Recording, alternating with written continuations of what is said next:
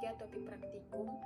Topik pertama tentang biomekanika, topik kedua tentang biofluida, dan topik ketiga tentang biotermal. Nah, sebelum itu kami akan memperkenalkan diri kami masing-masing. Saya sendiri Clemencia Mardiana P.W. Tulolon dengan NIM 208000002. Dan saya Trifonia Gebu dengan NIM 2080006. Kami dari Prodi S1 Kebidanan Stikes Guna Bangsa Yogyakarta.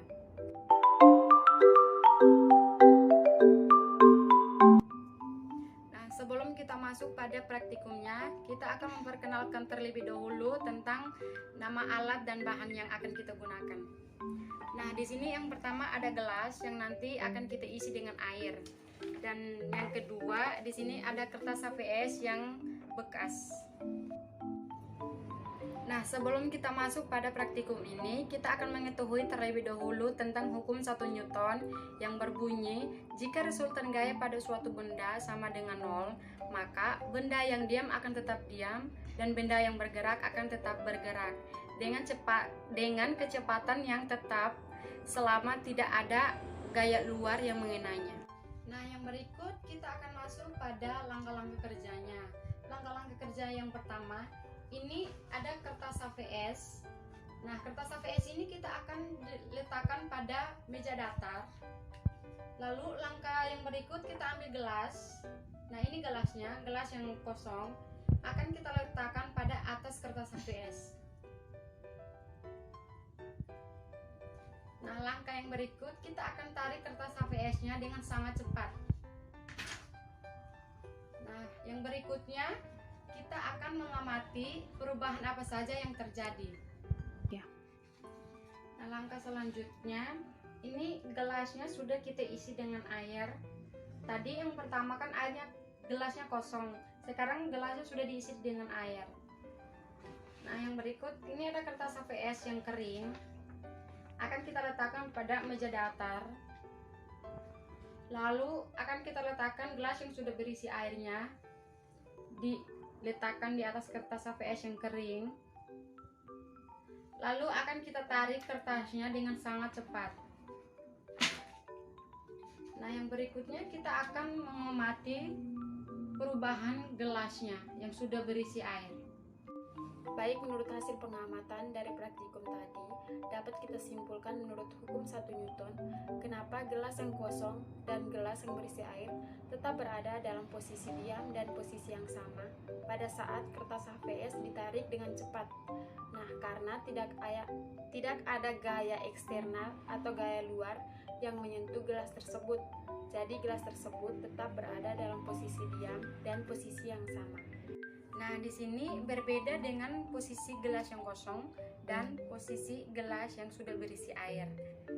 Saat ditarik dengan kecepatan rendah, ini juga sangat mempengaruhi keseimbangan benda tersebut. Karena saat ditarik dengan kecepatan rendah, gelas tersebut akan bergerak karena gaya tarik yang diberikan. Nah, pada kertas HVS-nya dapat bergerak karena ada gaya tarik dari manusia.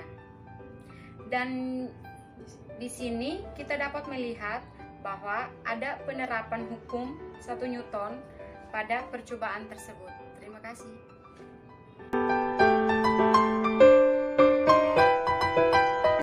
Baik, yang berikut kita akan masuk kepada tema yang kedua, yaitu tentang biofluida. Nah, sebelum kita masuk kepada praktikumnya, kita akan memperkenalkan terlebih dahulu tentang alat-alat yang akan digunakan. Nah, alat-alat yang kita gunakan, yang pertama ada botol plastik, terus yang kedua ada lakban, yang ketiga ada spidol, terus yang keempat ada lilin, yang kelima ada penggaris, yang keenam ada paku. Baik, sekarang apinya sudah dinyalakan. Selanjutnya kita akan bolongkan botol plastik yang sudah kita ukur dengan jarak 5 cm sebanyak 3 lubang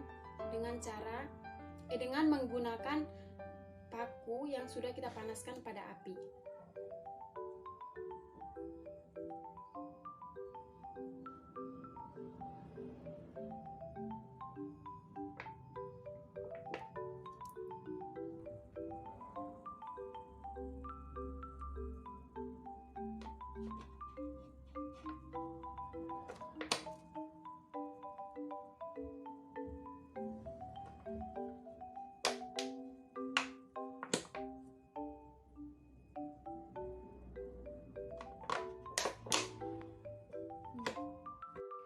Baik, langkah selanjutnya kita akan menutup sementara 3 lubang yang tadi sudah dilubangi menggunakan lakban.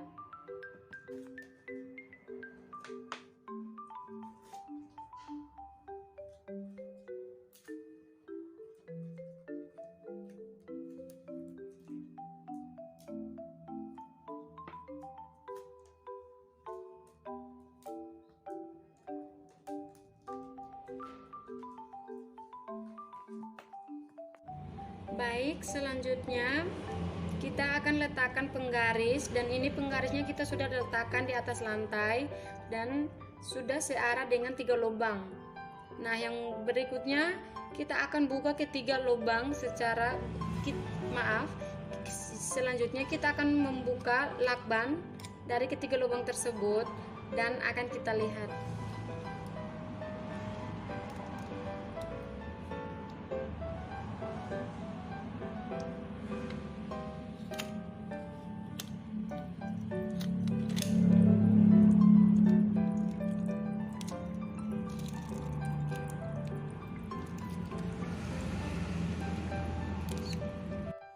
Baik, menurut hasil pengamatan pada lubang pertama, pada saat lakban dilepaskan berada di 9 cm dan lubang kedua berada pada 10 cm.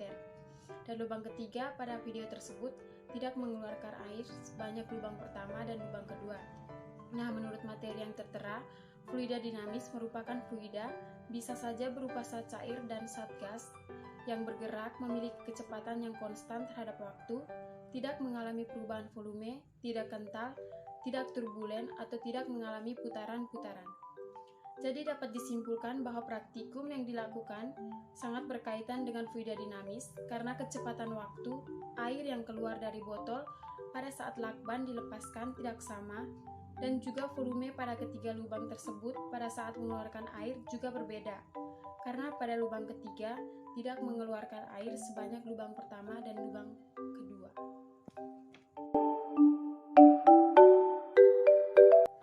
Nah, yang berikut kita akan masuk pada tema yang ketiga, yaitu tema biotermal. Sebelum kita masuk pada cara kerjanya, kita akan memperkenalkan terlebih dahulu tentang alat-alat yang akan digunakan. Berikut alat-alat yang akan kita gunakan dalam praktikumnya, yaitu yang pertama ada termometer, yang kedua ada cawan yang berisi air panas, terus yang berikut cawan yang berisikan air dingin. Baik, selanjutnya ini ada termometer. Sekarang kita akan mengukur air dinginnya terlebih dahulu menggunakan termometer.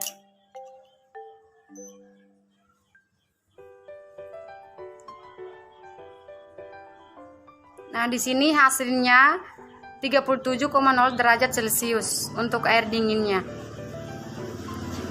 Selanjutnya kita akan mengukur pada air panasnya.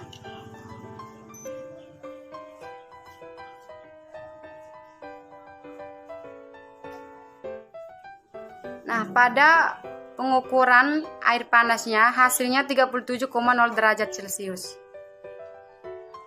Baik, selanjutnya kita akan mencampurkan air dingin dengan air panas. Lalu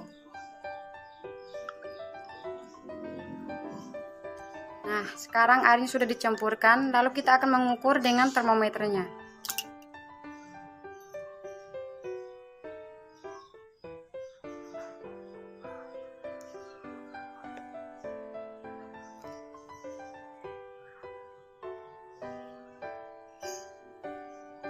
Kita akan menunggu sampai angkanya stabil.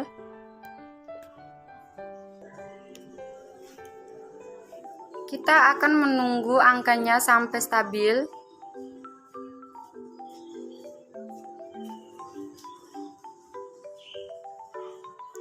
Nah, di sini hasilnya 36,9 derajat Celcius. Baik menurut hasil percobaan yang kami lakukan, suhu air panas dan suhu air dingin adalah 37 derajat Celcius. Terjadinya kesamaan suhu antara air panas dan air dingin ini karena adanya faktor udara, lingkungan, atau air dingin yang digunakan sudah tidak dingin seperti es, dan air panas yang digunakan diambil dari air dispenser yang kemudian diletakkan di tempat yang terbuka sehingga terjadi penurunan suhu. Ketika air panas dan air dinginnya dicampurkan, suhunya menjadi 36,9 derajat Celcius. Hal ini terjadi karena adanya perpindahan suhu dari air panas ke air dingin, di mana air panas tersebut mengalami penurunan dan air dingin mengalami peningkatan. Terima kasih.